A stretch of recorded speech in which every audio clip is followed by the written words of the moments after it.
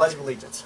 I pledge allegiance to the flag of the United States of America and to the republic for which it stands, one nation, under God, indivisible, with liberty and justice for all.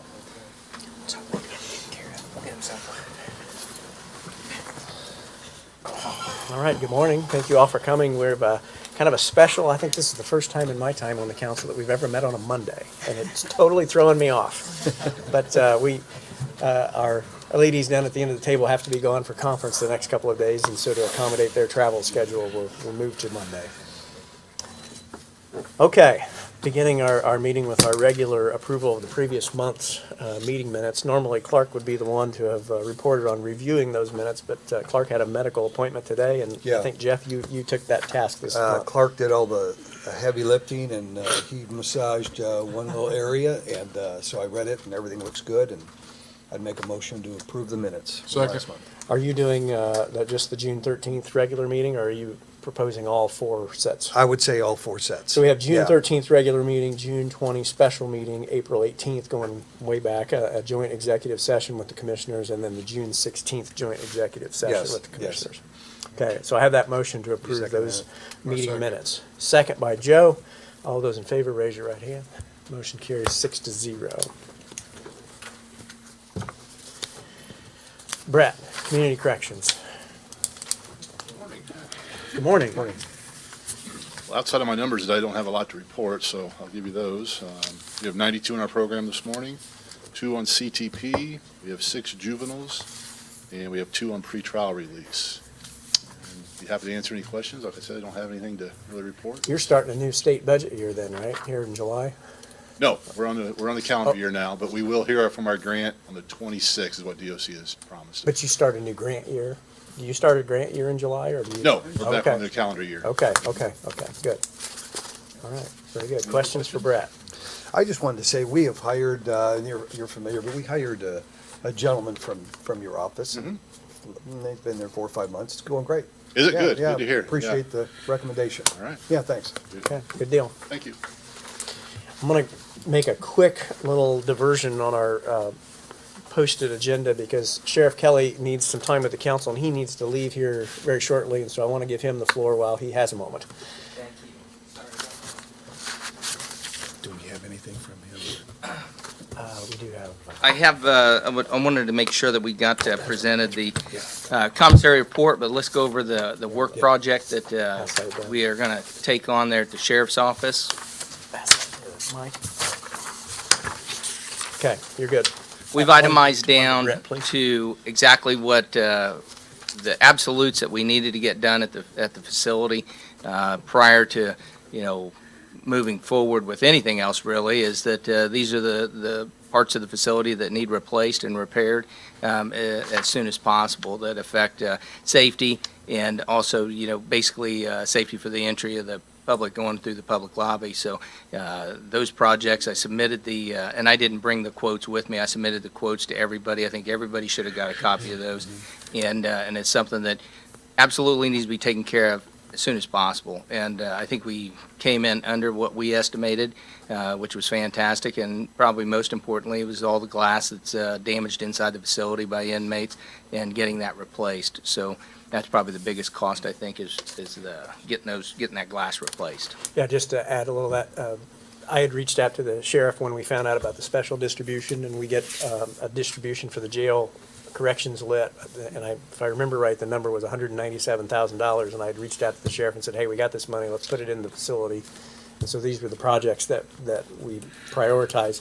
Just for the benefit of the gallery and for those watching online, it was replacing the exterior front door of the facility, which is a $13,000 investment, replacing the glass windows, as the sheriff mentioned, replacing the kitchen hood fire suppression system in the kitchen to over that cooking area, replacing the fire alarm system in the building, and then the climate control for the server room for all of our technology equipment to make sure that stays cool during year round. So that total for those projects was $141,300, which was well under our a special distribution. So what I'd like to have is a vote of the council that we're okay with the sheriff moving forward, and then it would be up to the commissioners to accept bids and all that sort of good stuff. But then we would go ahead and put this in line to be advertised, Brett, for appropriation next month, to make it official.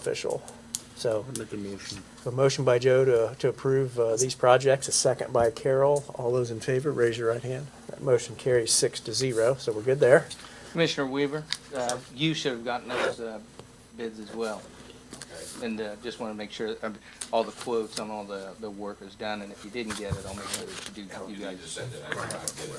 Okay. May have just sent it to President, so we'll double check on that, and I'll make sure. I'd like to see it. Absolutely. So we'll get to talk about that next meeting as well. Thank you. Joe, I think, has a Sure. question.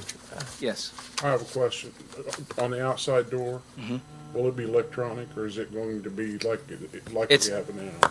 It should be ADA compliant, and it should be an electric door. Okay. And and I'll have to check on that to make sure, but the casing, and your years spent there, we've seen that door fly open because of the Yeah, wind tunnel there on State Road 28, but the casing has been repaired to the point where it can't be repaired anymore, so.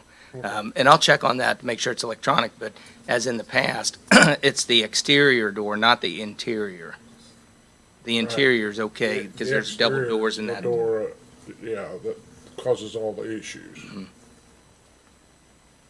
But I'll check and make sure, see if it is electronic or if it's a locking, and where Central can do that.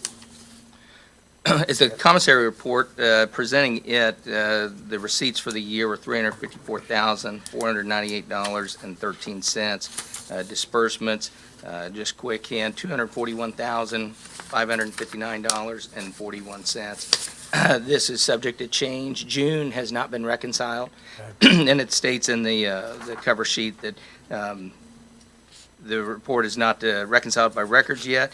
This report is subject to change. The anticipated receipts and disbursements are as follows. I will also send you an electronic version to each of the Please. councilmen so that you'll all have it and present that to you folks electronically. But attached is it, and you can have it take a look at it. Okay, thank you. All right, thank you. So you had in appropriations a new transport vehicle? You want The to new maybe? transport vehicle.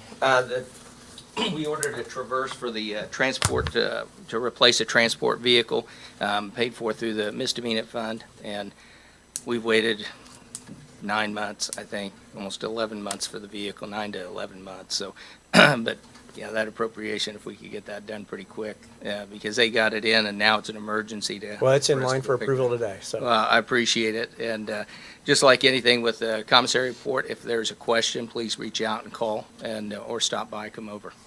Great. Any questions for the sheriff? Okay, thank you. Thank you. Sir. All right, back to our regular schedule, which moves us to new business. And if we have our friends with the Colfax Library with us again, they were here last month to give us the preview of the request today that's more official. And that is Resolution 2023-03, a resolution of the Clinton County Council approving the Colfax Perry Township Public Library's issuance of bonds. Would you care to add, or maybe for the benefit of anybody that was watching or is here that was not here last month, if you could give a quick overview of what you're hoping to do for the project?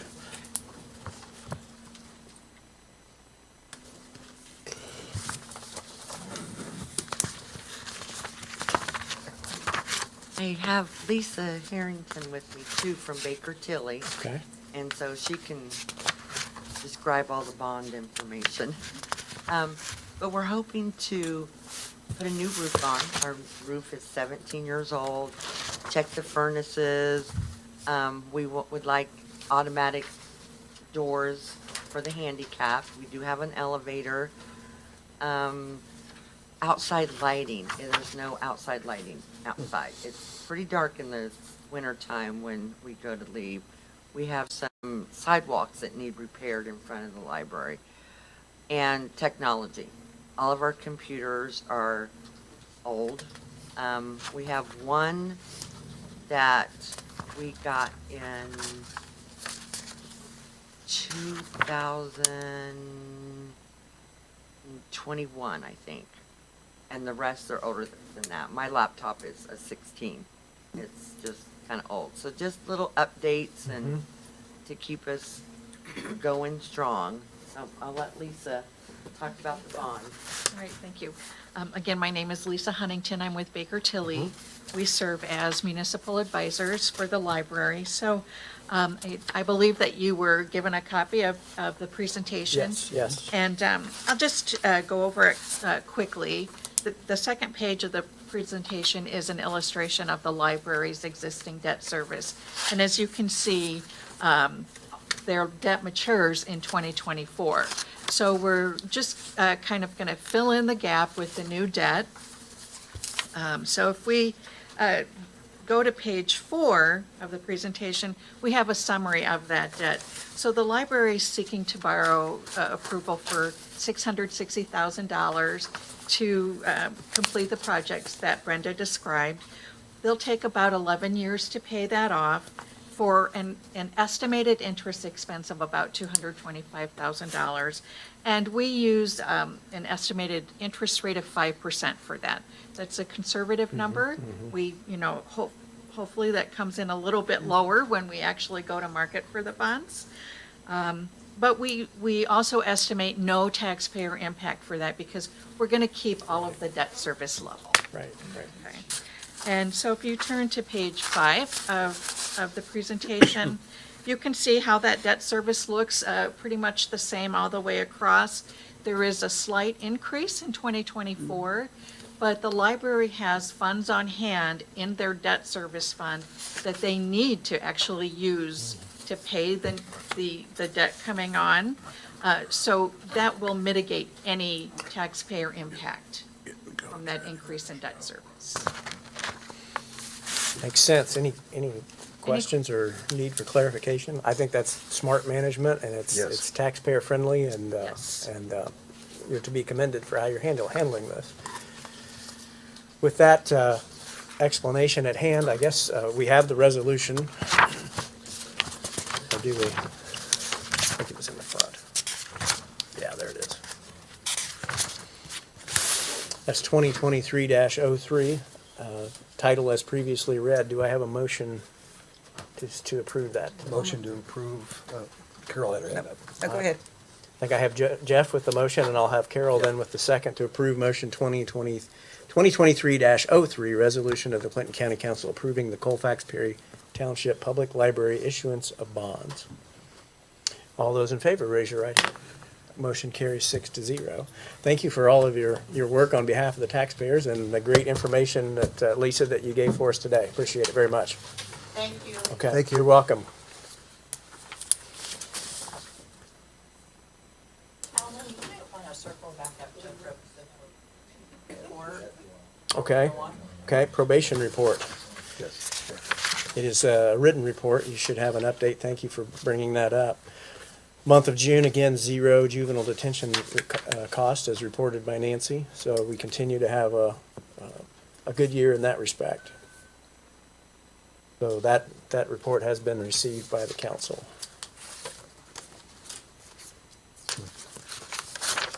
Unless there's something else you felt like we needed to address there. I think you just wanted it for the record?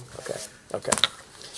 Next up, Laura Archibald with some good news about a grant the county has received, or that Healthy Communities has received. So I do have great news. So back in the spring, on behalf of the city and county, I did apply for a grant through FSSA and the Division of Mental Health and Addiction for the opioid match grant. So what that was doing is, if you remembered, when I came months ago and talked about the opioid settlement dollars, I talked about how we were in a strong position as a drug-free community to be able to apply for matching grant dollars. And we did apply for those grant dollars, as did 77 other entities. But we were awarded, actually, we were one of the 30 local units that were awarded. And I will tell you that most of those were drug-free community agency. So that speaks to that strength of application that we were talking about. They did come to us during that application process. There's a lot of back and forth. And one of the things that they wanted was a higher match. And so we went back to the drawing board and got some better match for competitive bids for construction on the 180 expansion. Unfortunately, wasn't able to get better match for the We Care section of it or the Trinity Hope Center part of the bid. So when they came back, I did talk to Alan and I talked to Jordan about applying for some of the unrestricted funds for the county. And Alan was able to write me a letter of commitment for that. And so with that match dollars and increasing our charitable bids, we were able to secure the funding. And we were, actually, they told us they were going to give us an award for $440,000. But I think because we did a good job on our match, it ended up actually getting an award of $452,000. So we are going to be able to do a 16-bed expansion on the 180 Recovery Resources building. I also want the county to know that we're not stopping there. There are lots of other funding dollars that are coming through. Actually, June 30th, a new DMHA RFF was released, and I'm meeting with We Care today to try to talk to them and see if we can apply for that for We Care and hopefully get them expanded also, since they did not award us. I asked for over $1 million, so that you know, including We Care in this original application, but we got a partial award. So I'm not giving up on getting We Care expanded also. So I'm meeting with them today, so hopefully we can apply for this new RFF and get We Care expanded as well. We need more female beds as well. So both of those organizations are running at full capacity most of the time. So continue to work on that. Just to add a little additional context to the council, you may remember when we got notified of the opioid settlement funds, it was divided into two: the restricted that had to be used for addiction service and treatment, and then we had some unrestricted funds. And at the time we appropriated the restricted funds, we made a commitment as a council that we would put all of the unrestricted funds towards addiction treatment and services. And so when Laura asked me for whether the council could support a grant match, knowing that we had already made that commitment, I felt like I had the authority to write that support letter. The request is for a $20,000 grant match from the county out of, it's just a little over 40. Do you remember the number? 44,000 Yeah, that we got that 42. was unrestricted. So approximately 45 to 50% of the unrestricted monies that we got for 2023. So to turn that 20,000 to help turn it into 452, that's some good leverage. Yes. And at the time, we even said, let's try to use this money to leverage it and bring even more dollars to the community. So I'm really excited about this. I think it's a great project, great, the council supported the initial phase of the 180 Center substantially as well. So this is just kind of doubling down on that commitment to help And that provide really helps. This is a reimbursable grant, so we have to spend the dollars and then get reimbursed. So having that $20,000 to be able to pay things and then get reimbursed really, Okay. it helps Healthy Communities, because we're actually the people who have to pay the bills first. Right. Even though it's a 180 project. So that really actually helps a lot to be able to have that 20,000 to be able to pay and then get reimbursed, so. So this presentation is essentially the update of the grant and the need for the county match. We'll have to do the official advertisement that will be on the August meeting slate. So, but we had a little bit of an awkward situation where we were notified of the grant, but we were not allowed to make it public for a period of time until the state made Yeah, their like- announcement. Like 6 weeks. It was a really long period of time, so. And it kind of messed with our ability to try to have this advertised in a timely manner. So, but anyway, I wanted to have that public announcement of receiving So the I grant. thank you, but that allowed us to leverage a grant for $452,000 for our communities. So thank you, and I'm looking forward to hopefully what we can do for We Care as well and continue to work on our recovery Well, we got the rest of the services. money we can use for the next grant match, Yeah. so, Yeah, we keep trying. okay. Thank you. Thank you, Laura. Thank you, Laura. Great job.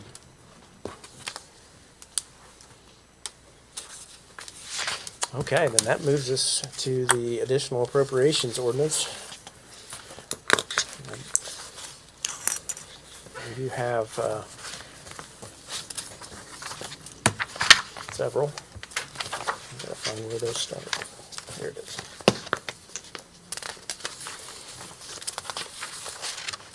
Jeff, if you'll fill in for Clark and nudge, Yeah, give me okay. an elbow Yeah, I if, will. if Yeah. I accidentally skip one. Sure. but,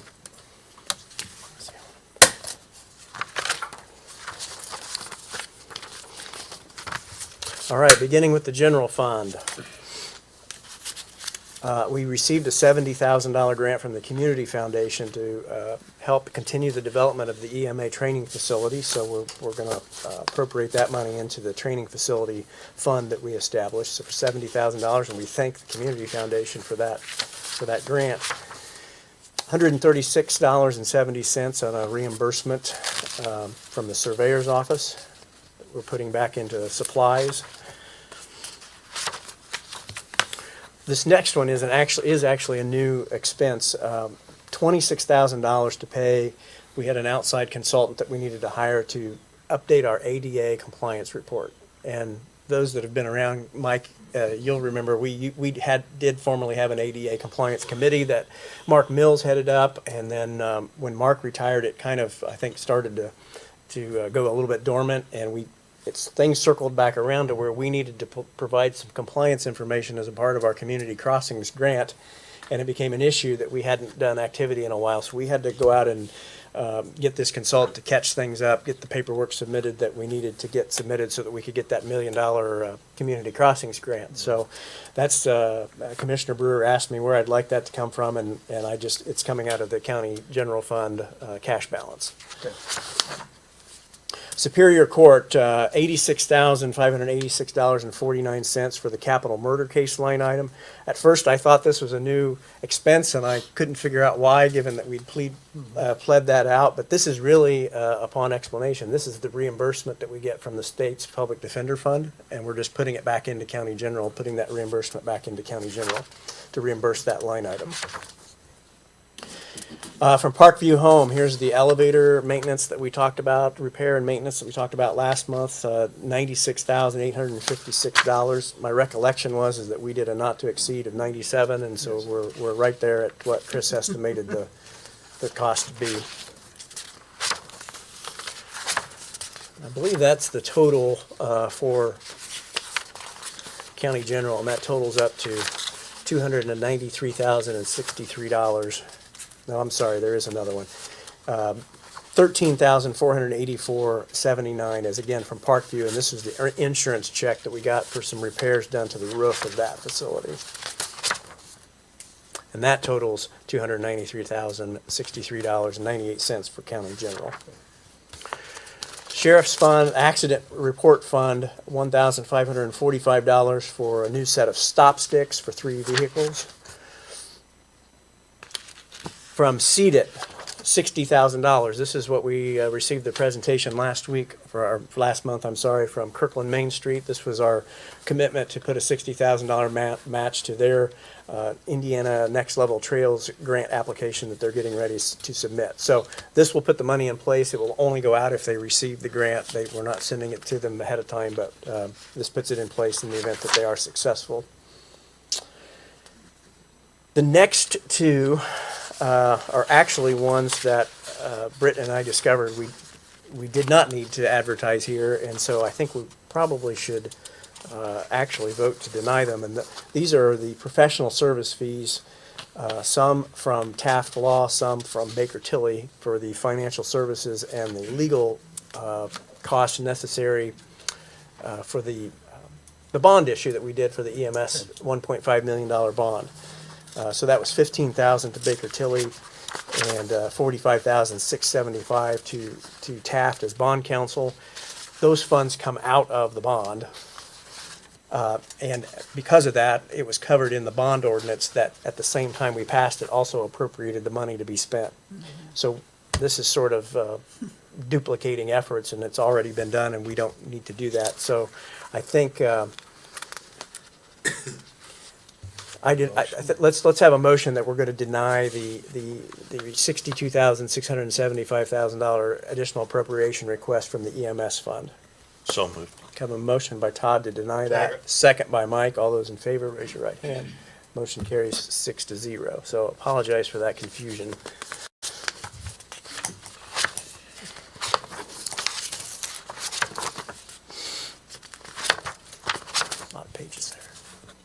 Okay, from the Health Department, from the main health fund, $1,500 for the purchase of a defibrillator machine for the office. From Lit Public Safety, we received an overtime reimbursement from the Alcohol, Tobacco, and Firearm Bureau of Alcohol, Tobacco, and Firearms at $552.64. And then this one item is one that we really should have caught back in January. You'll recall that in January, we always have our cleanup of things that we moved around or that failed to get advertised in time for the budget year. We save all those, put them aside, and then do all that in January. Well, we had one that slipped through, and we didn't realize it slipped through until we got the bill. And that is, we have our lease payment for the EMS building that comes out of the Lit Public Safety. I'm not sure how it didn't get in there. It's been in there for the entire time we've had that building, but $126,276.13 for that lease payment. And then also from Public Safety Lit, $52,000. This was the presentation we had last month about the additional equipment for the ambulances that Stephen made his presentation on last week. So this is the official appropriation of those funds out of that additional extra special distribution.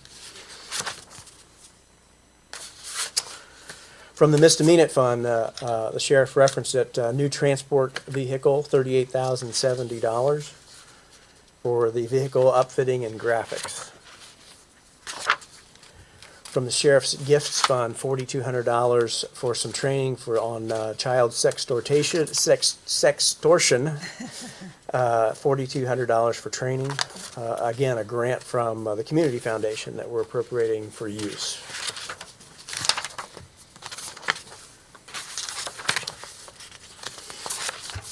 Surveyor's office, $1,184.48, reimbursement for professional fees.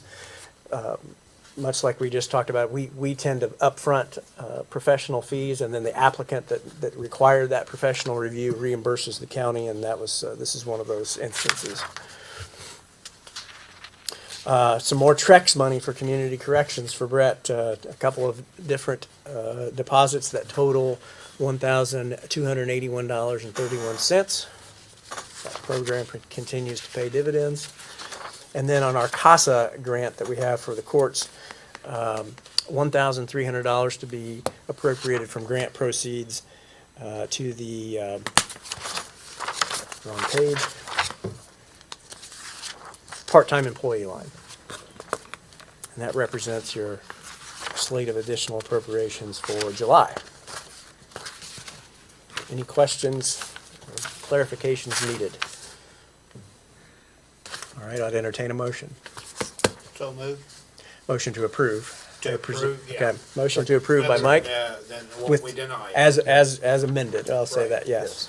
Second. And a second by Jeff. All those in favor, raise your right hand. Motion carries 6-0. We do have a couple of transfers that require our approval. I believe they're all from dispatch.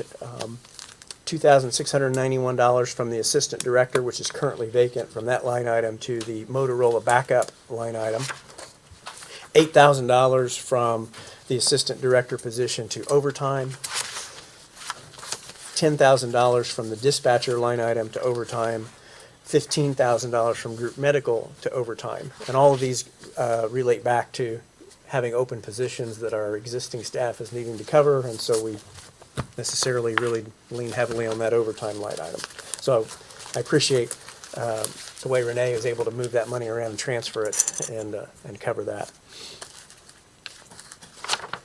Is that the last one that we had that was required approval? Okay, okay. So that's the transfer list, all those that we listed there for dispatch. Do I have a motion to approve? Motion approved. A motion by Jeff. Second. I think I've got Joe with the second there. All those in favor, raise your right hand. Motion carries 6-0.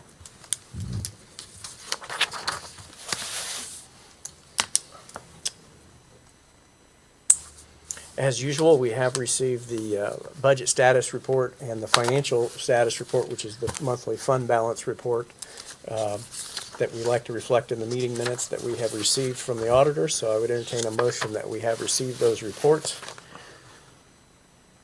They've been So I have a motion by Todd that we've received the reports from the auditor. Second by Mike. All those in favor, raise your right hand. Motion carries 6-0. I will add that those motions seem like a real formality or maybe a strange thing to do, but it will come in handy. We have a call scheduled next week with Standard & Poor's, as they will put together the bond rating for the county as we begin the process of officially issuing the bonds for the annex. And one of the questions they ask as they review our management structure is, do we get those reports on a monthly basis? And we wanted to be able to say, yes, we do, because that will help us get a better interest rate. So there is a reason why we do that. Council reports. Anybody have anything that they want to report on since our last meeting? You and I went to I hate to open Pandora's box, but yet, we went to a meeting about the solar eclipse that's coming up, which, In April of '24. yeah, and probably there'll be some schools closed. I don't know, Clinton County is kinda. Split in half. Yeah, the southeast half is the brunt of the eclipse, and the northwest half they'll have a little of it, but not as much. So we haven't really heard a lot, other than they was kind of just informing us that this is coming, and all Hamilton County schools are closing because this is during this. The total eclipse portion, the totality happens at 3:07 p.m. on April the 8th. So right as schools would be getting out. And there's also a real desire for the kids to be able to, have an educational component out of this. And so Clinton Central will be in the path of totality, a little experience of total eclipse. And that's the only county school, I believe, that is. So there's some discussion about whether we can try to get students all out to that area, maybe to the football field, whatever, to try to have, an educational opportunity there. There's expectations that Central Indiana, being in that prime area, could see an influx of millions of people coming from around the country to experience a total eclipse. And so the purpose of the meeting we went to was to start thinking ahead of what that means on a public safety impact, what that means for if you have 4 times your population in for a day, a certain percentage of those people are going to be injured or have a heart attack or whatever, and making sure that your public safety response is geared for that. And it was really fascinating to learn about. And we are, as Joe mentioned, that line goes at a diagonal to the point that the courthouse will not experience a total eclipse, but Walmart will. That's how close we are on that line. It's So definitely interesting and definitely enlightening the public, as far as the public service goes, that here goes, you're gonna up your medical, you're gonna up your police presence. I assume people will come and need a little funding or something. We don't know that. We just wanted to make sure that if that question's asked on the grant, we definitely. we were told that when this had happened in other parts of the country at different times, like to expect that I-65 will stop. People will just stop to watch the eclipse, and that all of the things that will happen because of that. And so it was quite fascinating to I learn know, I about. went, we were down in Kentucky here just a few years back when they had that, and the amount of traffic was just unbelievable. Well, that's what they say. So people will come in over the 1 or 2 days prior to the eclipse to get ready, stake out their spot where they're going to watch, but then everybody leaves in the same 4 hours afterwards. Exactly. And so Maybe we should do this like they do out Sturgis. We'll rent one of your fields I- off. there are farmers doing that. I'm The sure. problem is, on April the 8th, I can't guarantee you that it won't be a mud bog. So, Well, you get your tractor out, pull people there you out go, there, for see? for $50 a piece, right? Heck I yes. got boots for sale. Half tractor will travel. So Jordan and I have had a couple of conversations about whether we want to try to have the fairgrounds is in the path of totality, whether we would want to have that as a sanctioned viewing area that, we would allow vendors, we would, I don't know. There's a lot to be done, and we are going to, Hamilton County, because they are in the real prime area, they're going to get about 4 minutes of total eclipse. Kirkland is the best, and Clinton County gets about 2 minutes. And out here on the edge, it's in the seconds, 30 to 40 seconds. Jordan and I have talked about reaching out to Hamilton County's working group. They're far ahead of us, and they're planning for how they're going to commercialize this. You know, their Parks Department is going to have several festivals associated with this, because when those people are here, they want to keep them in town for a little bit afterwards and let them spend some money after they've made the trip here. And I think that we could try to do some similar things. So we need to reach out and try not to reinvent the wheel. Although we've already been told we may be too late to rent porta pots, we may be too late to rent Manny. the glasses. That's how far in advance some of this stuff is going. So Wow. it'll be really fascinating. And as Joe said, we don't know, but it wouldn't surprise me if there would be some funding requests for some special needs that could come with that event. So anyway, it'll be exciting. It'll be something next one's not for 300 and some years, so this will be our chance. This is our once in a lifetime opportunity for us. Thanks for bringing that up, Joe. I had forgotten about that. Any other council reports? April what? April the 8th. Commissioner reports. Bert, anything for the council? Last month has been a busy month for us. Just so you know, information-wise, one problem is our solar farms. A lot of hits and a lot of calls in the last month in reference to the solar farms. Construction, people being mad, working on Sunday from 7 to 12, and issues with that.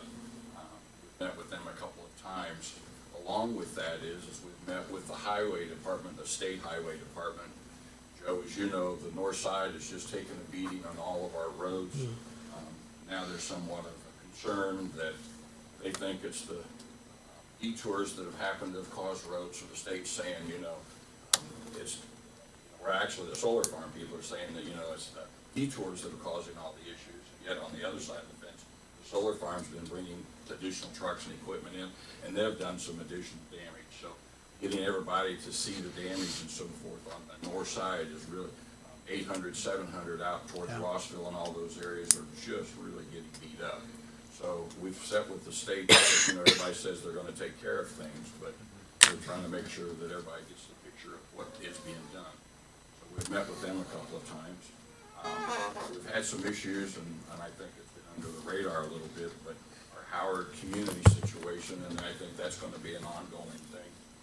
I personally have met with them a couple of times, and we've got continued issues there with our community. I'm not sure where that's gonna come out or what's gonna happen. So those things have happened. Of course, the fair's going on, so the fair and the fair council. I was out yesterday. They did a nice job so far, but, it's weather that really dictates how strong or how weak it will be. But Demolition Derby, they had the thing packed last night. I was amazed that our stadium or our bench seats and so forth were just totally full. I don't know if anybody saw it or not, but they're doing a good job so far with that. We've had a couple of issues where some of our county people have had some issues and have applied to the different townships for assistance. We've had a couple where, in fact, they were denied and the commissioners had to get involved and actually change that decision a little bit so that we did get some help to those people. So all in all, it's just been kind of busy. I think the road situation is really going to be one of our biggest concerns. The detours that we're having right now is just all year long been that way. So, Joe, you've talked. Come out to our house. You have to clean the ditch every day. Yeah. I mean, there was a bag of rotten bananas there this morning where the people must eat going to Zuzu or going to Chrysler or wherever. And it seems like we're the target zone. Dumping ground. She'll take 5 gallons of trash out of the ditch every day. Yeah. Every day. I have a question. That traffic out there, those road detours have really just created a real problem, to be honest. And now that corn's getting up, Yeah. we've had some accidents out there, but the corn's up, people don't stop.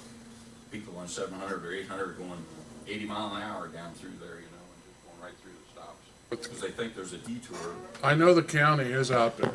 They're out there a Yeah, lot. a lot. And I mean, especially setting up at 200 and 700 because we had a near fatal there the last time the road was closed, but, I got off subject here.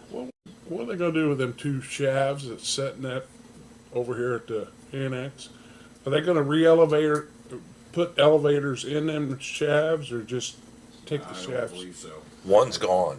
No, Now there's only one left. There was two last week. There's only one left right now. Oh, okay. I Yeah. just noticed, I thought, well, no, it'll all come down. surely they would, They had, Yeah. they had to leave those separate because the base of those is solid cement, and it was more cement than what their excavators could do. They actually had to jackhammer it out. Yeah, I'm sure it's probably buried in 20 or 30 yards of concrete. They did get one of them down. Which reminds me, I should have brought this up under the council reports, but we are gonna have a groundbreaking / ribbon cutting for the new annex building on the morning of August the 9th. If you wanna put that on your calendars, and you'll be seeing more about it. We'll have Tammy Sander do a press release, and, but on the morning of August the 9th at 9 AM, I believe is what we're shooting for. That's it. That we'd love to have you all there for. Okay, thank you, Bert. And unless there's anything else, I don't want to cut you off. Okay, okay. Department heads. I know we heard from the sheriff already. Any other department heads? Got a few in the room. No? Well, I thought today might be a quick meeting, but this is outstanding. It is for me. Yeah, Todd's got another, he's gonna go make some more money. Anything else that needs to come, anybody need time before the council? Any council members have business to bring up? And I would just like to say thank you to, since Laura and Rodney are still here, thank them for all the work they're doing to work on this new funding that's coming to Clinton County for health in our community. They've spent a lot of hours, a lot of days working on it. So. Yep, definitely. Okay, well, if seeing and hearing no other business, we'll call the meeting adjourned. Thank you. I like those. Remember, next month, first reading of the budget, so we'll start